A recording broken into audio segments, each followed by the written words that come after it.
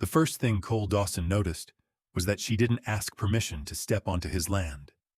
She just did it, quietly, deliberately, like someone who had already been turned away enough times to stop announcing herself. Snow still clung to the ground in hard gray patches, and the wind carried the promise of worse weather. Cole stood on the porch of the ranch house, coffee cooling in his hand, watching the woman walk up the long dirt track as if the cold had made a deal with her and lost. She wore a coat too thin for Montana winter and boots that had seen better years. She did not wave. She did not hurry. She simply kept moving. By the time she reached the gate, Cole had already decided to say no. "You're early," he said, when she stopped a few feet from him. "I didn't know what time you woke," she replied. Her voice was calm, not soft, not hard, just steady.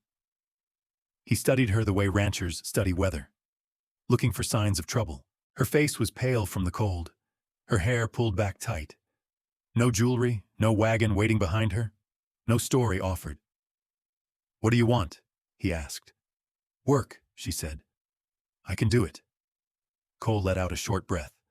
"This isn't a place for charity. I'm not asking for it." That gave him pause. He glanced past her, down the empty road. "You got a name?" "Clara Brennan." He nodded once. "This is a hard winter." "I know.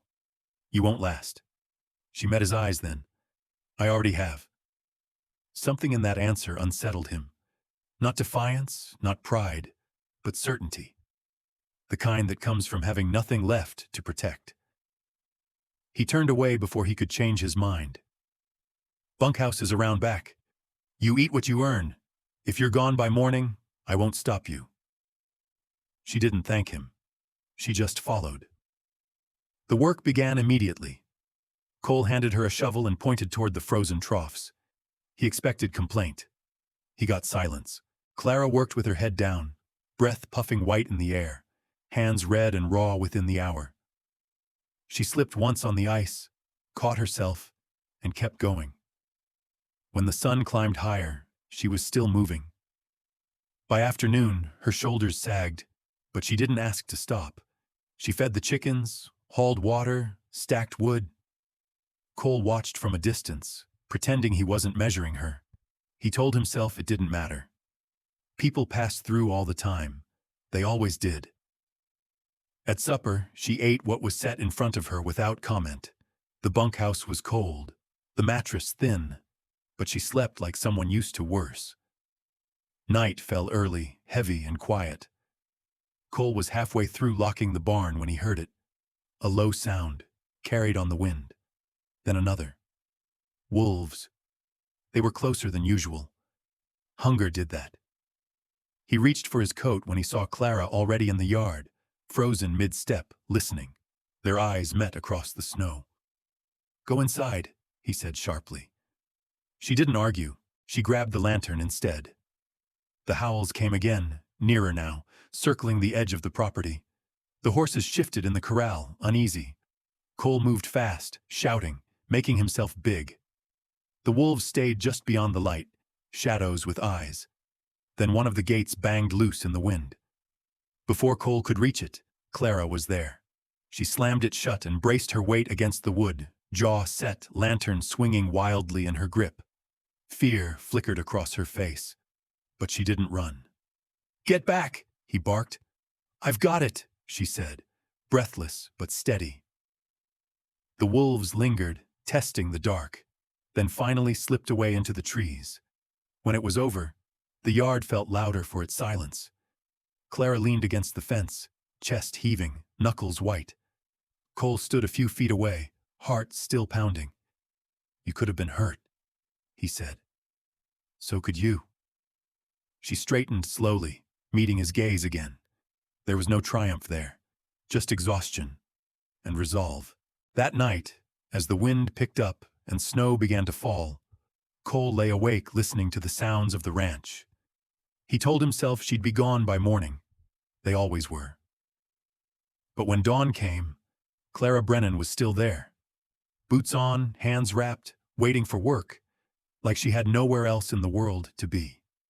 By the second week, the ranch had settled into a rhythm that felt almost deliberate, as if it had been waiting for a second set of footsteps all along. Clara rose before daylight without being told. Cole noticed it the first morning he found the stove already warm and coffee going. She stood a careful distance away, as if unsure whether that crossed a line. "I didn't touch anything else," she said quickly. He nodded. "That's fine." They worked without much talk at first. Fences needed checking. Hay needed cutting and stacking. The barn had to be cleared before the deeper snows came. Clara learned fast. She watched once, then did it the same way. When she made mistakes, she fixed them without excuse. Cole found himself timing his work to hers, even when he didn't mean to. He handed her tools without thinking. She learned where he kept things. At noon, they ate in the barn, backs against the wall, sharing food in silence that wasn't awkward. One afternoon, while the wind rattled the boards, Clara began to hum. It was quiet, almost accidental, an old hymn, slow and steady. Cole froze. He hadn't heard that song in years. "My mother used to sing that," he said before he could stop himself. Clara glanced at him, surprised. "Mine too." After that, they spoke more. Not about the past, not directly. Just small things. Weather, work, what needed doing next. Sometimes Clara asked about the land, and Cole found himself answering more than necessary. On a rare trip into town, the quiet cracked. Cole walked a half step ahead of Clara, aware of eyes following them. He felt it in the way conversations slowed, in the way people looked at her and then at him.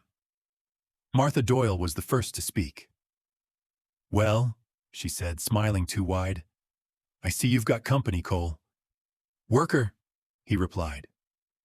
Martha's eyes flicked to Clara's coat, worn but clean. "Of course." Clara kept her face calm, but Cole felt the tension beside him. Warren Kent stood near the store counter, hands folded neatly, watching as if nothing had escaped his notice. "Hard winter to be taking in strangers," Kent said pleasantly. Cole met his gaze. "She works." Kent nodded, as though agreeing with something unsaid. "I'm sure." They left with supplies and the weight of town judgment riding in the wagon with them. Clara stared straight ahead on the drive back. "They don't like questions," she said quietly. Cole tightened the reins. "They'll get over it." She didn't answer. The silence that followed was different than before. Thin, fragile. That night, Cole left a folded coat on the bench outside the bunkhouse. It was heavier than hers, lined and warm. He told himself it was practical. The next morning, Clara wore it. She didn't say thank you. She just met his eyes and nodded once. As days passed, the gossip crept closer. A delivery boy lingered too long. A neighbor rode by without stopping. At the edge of the yard, Warren Kent appeared again, always polite, always calm. "People talk," Kent said one afternoon, hands resting on the fence. "You know how it is." Cole did. He also knew how easily things could be taken away. That evening, Clara stood in the yard at sunset, the borrowed coat wrapped tight around her. "If this causes trouble," she said, "I can go." Cole looked at the land, the barn, the quiet order they'd built together without meaning to. "You're not causing anything," he said. But even as he said it, he felt the truth pressing in. The peace they had wasn't solid. It was borrowed time, thin as ice before a freeze. That night, as the wind rose and the lights went out one by one across the ranch, both of them lay awake, aware of the same thing but unwilling to name it. That something was coming, and neither of them knew yet who would stand when it arrived. The storm arrived without warning, rolling over the plains like a wall that erased distance and sound. By mid-afternoon, the sky had darkened, and the wind cut across the ranch with a force that made even the horses uneasy. Cole had planned to finish repairs on the far line shack before nightfall. It was a simple job, he told himself. Clara insisted on coming. He said no at first. Then he saw the look on her face. the same calm refusal she carried when the cold bit hard. They set out anyway, bundled tight, heads down. The wind grew louder with every step, snow stinging their faces.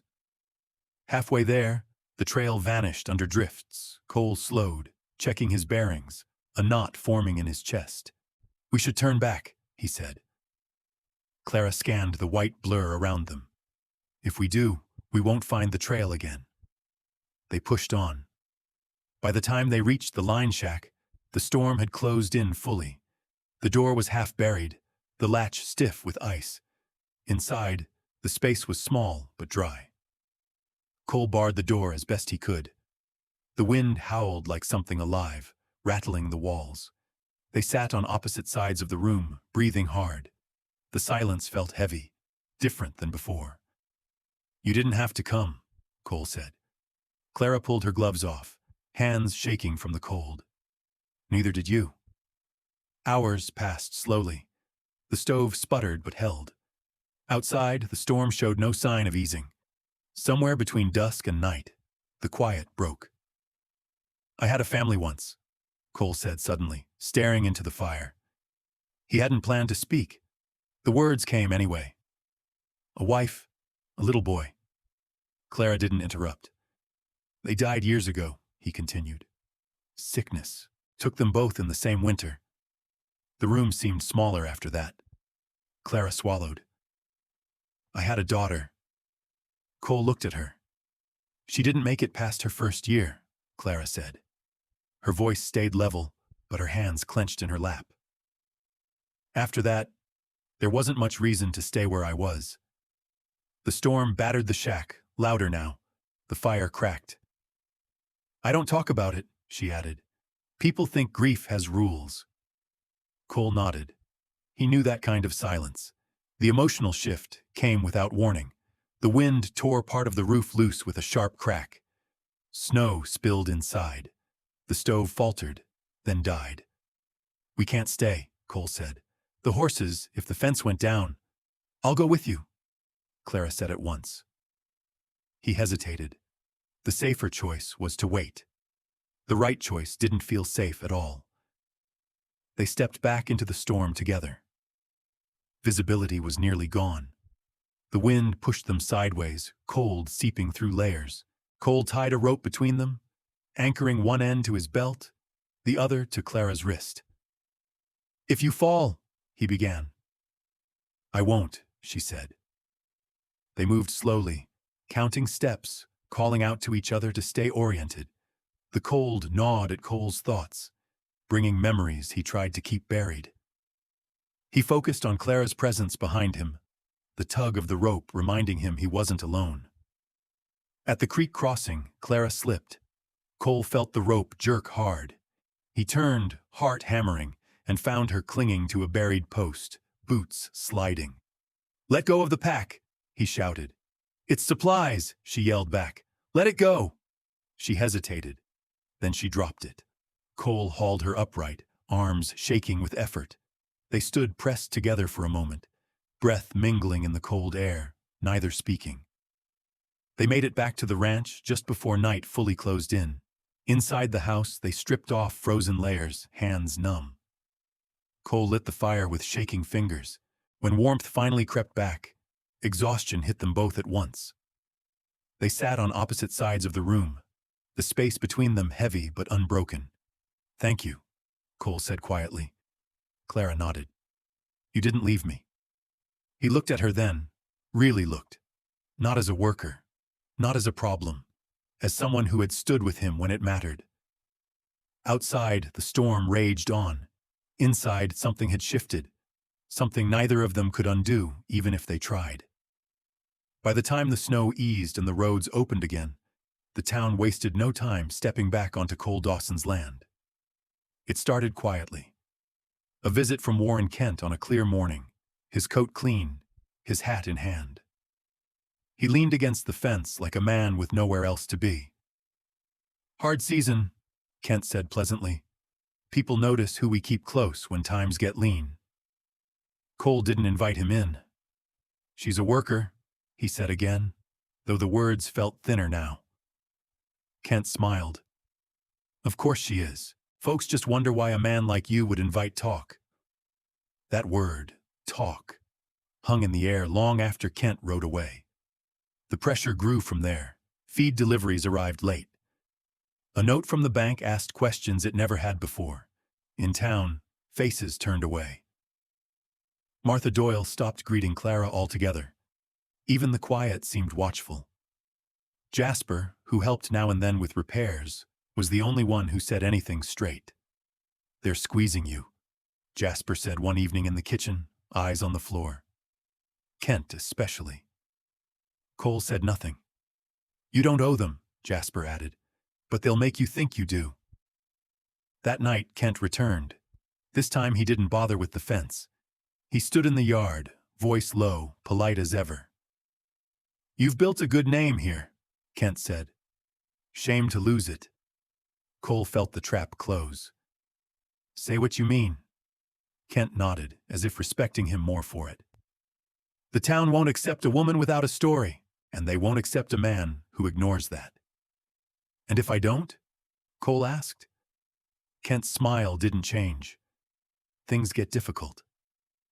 After Kent left, Cole sat alone at the table long after the lamps were out. Fear crept in where resolve used to live. He told himself he was protecting what little he had left. He told himself it was temporary. The next morning, Clara noticed the change before he spoke. She always did. You're quiet, she said.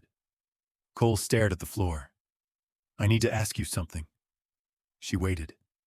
It might be better, he said slowly, if you went into town for a while, just until things settle. The words sounded wrong the moment they left his mouth. Clara didn't speak at first. Then, softly, is this what you want? He didn't answer right away. He should have. Instead, he chose the easier lie. It's for the best, he said. The silence that followed was sharp. I understand, Clara said at last. Her voice didn't break. That was worse. She packed quickly. No accusations. No tears. Just careful movements, like someone making sure not to leave anything behind. Cole stood in the doorway as she shouldered her bag. You gave me work, she said. I won't forget that. Then she walked away. The ranch felt empty immediately, too quiet. Cole moved through his days like a man half awake. The work dragged, the nights stretched. What he had saved, he'd lost anyway. He rode into town once and saw Clara at the small hotel, standing near the desk. She didn't look at him. That night, Jasper found him at the barn. You got what they wanted, Jasper said. Does it feel like winning? Cole didn't answer. He couldn't. Alone again, Cole faced the truth he'd avoided. He hadn't protected Clara. He hadn't protected himself. He'd chosen comfort over courage, and the cost was heavier than the risk ever was. By morning, the fear had turned into something harder to ignore. Regret doesn't shout. It waits. And it waited for him to decide what kind of man he would be next. Sunday came clear and cold. The kind of morning that carried sound across long distances. The church bell rang once, then again, steady and patient, calling the town together the way it always had. Cole Dawson stood at the back of the church longer than necessary. He hadn't planned what to say. He only knew he couldn't stay silent again. The weeks since Clara left had stripped the ranch down to its bones. Every chore reminded him of the choice he'd made, and the man he hadn't been. The pews were nearly full. Martha Doyle sat near the front, hands folded tight. Warren Kent stood to the side, calm and confident, as if the place belonged to him as much as to anyone. Clara was there too, seated alone near the aisle. She didn't look toward the door. When Cole finally stepped inside, the sound of his boots drew attention. Conversations hushed. He felt the weight of every eye, every judgment he'd been trying to avoid. The service moved on, words about duty and order filling the room. Cole barely heard them. His chest felt tight, breath shallow, but he stayed on his feet. When the time came for announcements, he moved before fear could stop him. I need to say something, he said. The minister hesitated, then nodded. Cole turned to face the room. "I let this town decide what was right for me," he said, voice steady despite the pounding in his ears. "I let fear speak louder than truth." Murmurs rippled through the pews. "I asked a good woman to leave my land to make others comfortable," he continued. "That was my failure, not hers." Warren Kent shifted, his smile gone. Cole's gaze swept the room, then found Clara at last. "I won't hide behind respectability anymore. If standing by her costs me, then that's the price." Silence followed. Heavy, honest. Cole walked down the aisle and stopped in front of Clara. He didn't reach for her. He didn't ask her to save him. "I was wrong," he said simply. "I won't ask you to forgive me. I only ask you to choose freely." Clara looked up at him. For a long moment she said nothing. Then she stood. "I stayed gone because I needed to know," she said, voice clear. "Whether you'd stand when it mattered." She paused, eyes steady on his. "Now I do." They left the church together. Some people looked away. Others watched in quiet surprise. Martha Doyle pressed her lips thin but said nothing. Jasper tipped his hat once, small but certain. The town didn't follow. In the days that came after, Cole went to the hotel, not to plead, but to offer choice again. Clara packed slowly this time, careful but unafraid. They returned to the ranch together. Spring arrived late, but when it came fully. Snow melted from the fields. Grass pushed through stubborn ground. They visited the hill where the graves lay, standing side by side in silence, honoring what had been lost without letting it decide what remained. The wedding was simple. No crowd, no speeches, just vows spoken plain and honest, with the wind moving softly through the grass. They worked the land together, not without hardship, not without memory, but with eyes open. And on quiet evenings, when the sun dipped low and the plains stretched wide and forgiving, Cole would look at Clara and understand something he hadn't before. That dignity isn't given by approval, and love isn't proven by ease. It's proven by the moment you decide to stand, even when standing costs you everything. And somewhere beyond the ranch, beyond the town that once judged them, the future waited. Not perfect, not promised, but real and chosen and worth holding on to.